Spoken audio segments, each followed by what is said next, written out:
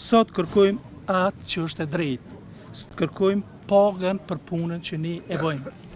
Thirrja jonë është absolutisht për kryeministrin në detyrë Kurti që e ka në dorë bashkë me ministrin e financave të gjej rrugë ligjore për të ekzekutuar së paku dhe për 3 muaj shtesë buxhetin për televizionin e Kosovës. Presioni politik që ka qenë i pranishëm për vitet të tëra tashmë po shndrohet edhe në presion financiar. Mirë që u gjeten para për studentët, mirë që u gjeten para për pensionistët. Në këtë mënyrë është dashur të gjindem jetë edhe për radio-televizionin e Kosovës dhe 700 punëtorët e tyre. Mos gjetja mjetëve tregon se kryeministri dhe ministri i financave kanë diçka atinatin që e kanë bërë ndaj nesh. Greva do të filloj nga e hëna në të gjithë radio-televizionin e Kosovës, nga ora 11. I ftoj gjithë kolegët të na mbështesin në këtë vendim